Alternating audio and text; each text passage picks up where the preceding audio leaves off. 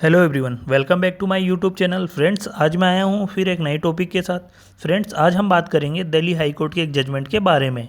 Delhi high court ने WhatsApp की नई निजता नीति के खिलाफ सीसीआई की जांच पर रोक लगाने से इनकार कर दिया है।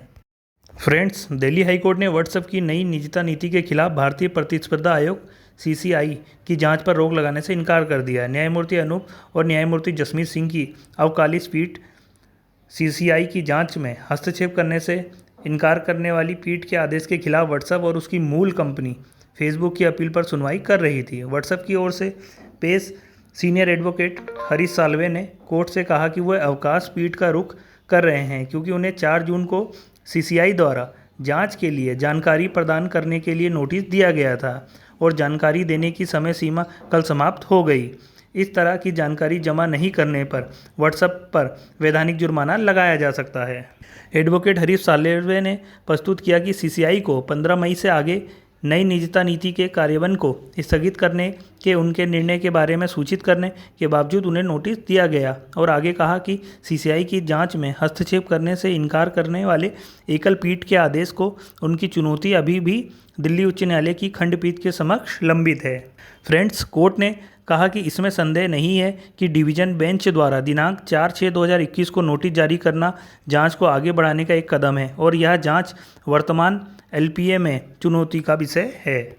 कोर्ट ने कहा कि जांच में आगे के कदमों पर रोक लगाने की मांग करने वाला एक आवेदन पहले से ही मुख्य न्यायाधीश के समक्ष एक अन्य मामलों में दायर किया गया है जिस पर डिवीजन बेंच को नोटिस जारी किया जा चुका है। इसमें डिवीजन बेंच द्वारा 6/5/2021 या उसके बाद कोई अंतरिम राहत नहीं दी गई और जो पहले से ही 9/7/2021 को आगे के विचार के लिए डिवीजन बेंच में समक्ष सूचीबद्ध है। कोर्ट ने दोनों आवेदनों में प्रार्थनाओं के बीच पर्याप्त ओवरलैप को ध्यान में रखते हुए इस स्तर पर सीसीआई को 4 जून को जारी नोटिस पर कोई रोक नहीं लगाने का फैसला किया है। एडवोकेट साल्वे ने इस तरह की किसी भी कार्रवाई के खिलाफ अदालत की अंतरिम सुरक्षा की मांग करते हुए कहा कि 2021 की नई निजता नीति 2016 की निजता नीति को मौलिक रूप से बदलनी है, लेकिन केवल इसे अपडेट करती है। व्यक्तिगत डेटा संरक्षण विधेयक का उल्लेख करते हुए जो विषय से संबंधित है और संसद के समक्ष अनुमोदन के लिए लंबित है, उन्होंने आगे कहा कि जो भारत सरकार पहले से ही देख रही है, सीसीआई उसमें भी घुसने का प्रयास कर रही है।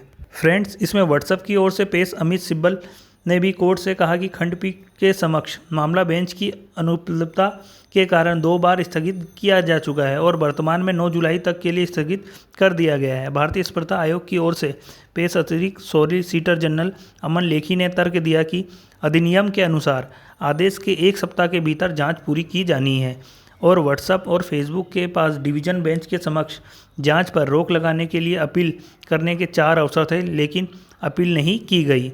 अतिरिक्त सॉलिसिटर जनरल अमन लेखी ने व्हाट्सएप और फेसबुक के इस तर्क का खंडन करते हुए कहा कि चैतन्य रोहिला और सीमा सिंह के मामले में उच्च न्यायालय और सर्वोच्च न्यायालय पहले से ही निजता के मुद्दे पर विचार व्यक्त कर चुके हैं। लेखी ने प्रस्तुत किया कि ये मामले निजता से संबंधित है और वही सीसीआई वास्तव में प्रतिष्ठा के मुद्दे, आर्थिक पहलुओं और संसाधन के रूप में डेटा के उपयोग में पहले की जांच करता है। फ्रेंड्स, अतिरिक्त सॉलिसिटर जनरल अमन लेखी ने कहा कि जांच के चरण में सूचना प्रस्तुत करने से किसी भी पक्षकार के नुकसान के लिए कोई आदेश नहीं होगा।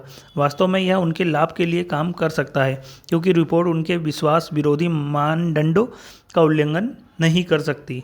फेसबुक की ओर से पेश वरिष्ठ अधिवक्ता मुकुल रोहतगी ने तर्क दिया कि सुप्रीम कोर्ट, उच्च न्यायालय और सीसीआई के समक्ष मुद्दों का ओवरलैपिंग हो रहा है और कहा कि सीसीआई की जांच इसलिए संवैधानिक औचित्य पर रही है। उन्होंने सवाल उठाया कि जांच में देश का सर्वोच्च न्यायालय इस मुद्दे की जांच कर रहा है, तो क्या कोई प्रशासनिक प्राधिकरण इसमें शामिल हो सकता है? तो फ्रेंड्स, ये था दिल्ली हाई कोर्ट के जजमेंट जिसमें दिल्ली हाई कोर्ट ने व्हाट्सएप की नई निजता नीति के खिलाफ सीसीआई की जांच पर रोक लगाने से इनकार कर दिया। उम्मीद करता हूं कि आपको वीडियो ज़रूर पसंद आएगा। फ्रेंड, मिलते हैं अपने नेक्स्ट वीडियो में, तब तक के लिए गुड बाय।